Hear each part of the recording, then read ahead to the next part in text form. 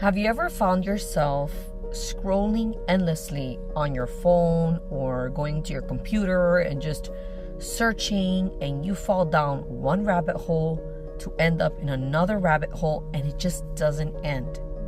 Today is day 5 of my 21-day brain detox. And last night while I was writing, I realized that I will end up scrolling on YouTube endlessly, especially when I want to be distracted and I don't want to think.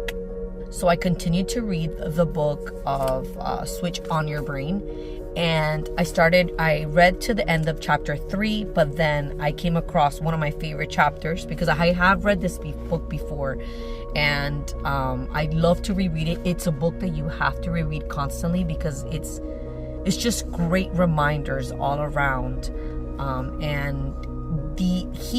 It's like this book teaches you the habits that you need to establish in your life, in your daily routine, so that you can remove toxic thinking patterns. But anyway, I want to share with you what I read, and I was like, oh my God, God is speaking to me, because for the past weeks, I have been on YouTube incessantly. I love consuming YouTube videos, whether it's about productivity or building habits. I love the book Atomic Habits, so I love that type of content, just self-development, self-growth, and spiritual, like Christianity preachings and things like that. But I want to go ahead and share with you what I read, because I think it's very important for you to really hear this out. Chapter 4 is called Catch Those Thoughts. Okay, it's about catching thoughts, and you'll understand why it has to do with my thoughts last night about me scrolling endlessly on YouTube, just because I just want to be distracted and I don't want to think. Listen to this. There's a main scripture, which is like biblical, and then the linked science concept. Okay, so I'm going to go ahead and read them. The main scripture is as follows: we destroy arguments and every lofty opinion raised against the knowledge of God, and take every thought captive to obey Christ. That's 2 Corinthians 10:5. Now the linked science concept is as follows: when you objectively observe your own thinking with the view of capturing rogue thoughts, okay? In effect, direct your attention to stop the negative impact and rewire healthy new circuits into your brain. This is like, for me, I had to reread this several times, because to understand it, I feel like I have to not only read it, reread it, but I also have to write it down, so that it's like engraved into like the long-term memory part of my brain. What I'm about to read to you next is what was helpful for that whole scrolling endlessly. Let me show you. The ability to quiet your mind, focus your attention on the present issue, capture your thoughts, and dismiss the distractions that come your way is an excellent and powerful ability that God has placed within you. It's already inside of you. It's already inside of me. In the busy age we live in, however, we have trained ourselves out of this natural and necessary skill. So capturing thoughts and focusing our attention on the present issue, on what's going on in the present, is something it's already an ability that we have. And it's a natural skill. Now let's look at what it says. Natural because it is wired into the design of the brain, allowing the brain to capture and discipline chaotic rogue thoughts. Necessary because it claims our spirits so we can tune in and listen to God. Okay?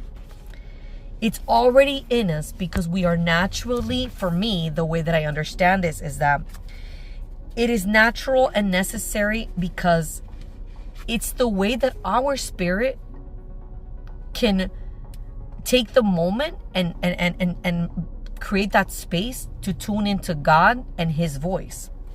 So that's why in this day that we live, sometimes I feel like, man, I'm so far from God. Like, I'm so far from God. I can't hear his voice, or I feel like I can't connect. But it's the busyness of each day. It's the noise. It's the distractions, the scrolling, the watching video after video after video. And sometimes the videos that I watch, it just all becomes noise, right? So now, listen to what this says. When we are mindful of catching our thoughts in this way, we can change our connection with God from uninvolved and independent to involved and dependent. That is exactly what I need. And I don't know if this is what you need. If you feel disconnected from God, if you feel like your distractions, the scrolling, the social media, just the busyness of each day has or is hindering your ability to connect with God, it's time to sit down and focus our attention on what's happening in the present moment. We have that ability already naturally within us, as we can see here.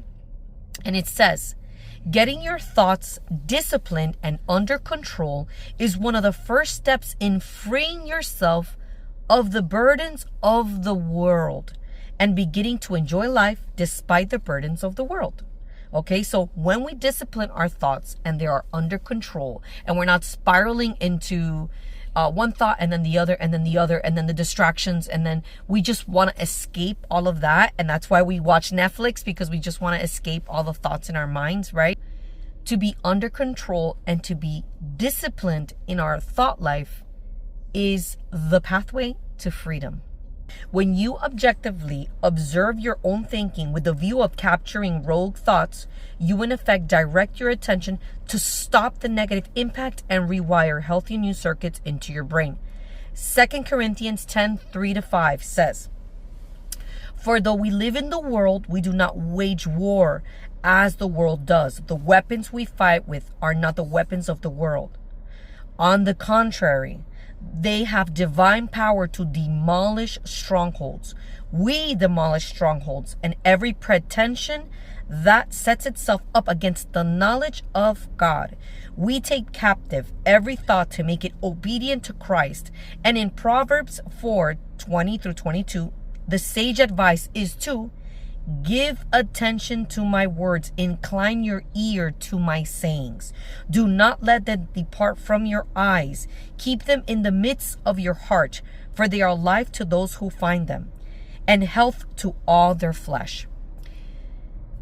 One of the reasons what it says here, it says, do not let them depart from your eyes. One of the most powerful things that we can do is create a prayer wall where all we have is just scriptures, and it can be in small post-its. And this is something that I did years ago, but that I started to do at the beginning of this year, and then I just stopped. And I feel that it's something that I'm going to start doing again, because I need to be able to look at, sometimes it's going to be hard to open the Bible and read, an entire book of the Bible. That can become challenging. One of the things that we can do to be able to read God's word or memorize scripture, write your scripture, put it in a post-it and put it on the wall. That's the first thing you see in the morning. Make it easy for you to read scripture and be able to declare the word of God in your life and in your household, and your kids hear it, and your kids will also follow. And it's a habit that you can create. It's a spiritual habit that we can go ahead and establish in our home, and it will help us stay connected to God no matter what happens throughout the day, no matter how busy we get. The last thing I want to leave you guys with, which is what this book is telling us, is the primary success of capturing your thoughts will be to focus on God's way first. We need to focus on his way first, not the world's ways. And science is showing that meditating on the elements of Jesus's teachings rewires healthy new circuits in the brain. What does that tell me? I need to read God's word more. I need to connect to it more. I need to make it like the primary thing that I gravitate toward before I begin my day. So challenge you today, if you have 5 minutes, instead of scrolling on your phone, instead of watching a video, watching Netflix, streaming some type of movie, go ahead and go to the Bible or go on your a YouVersion app. Start looking at all the scriptures that resonate with you.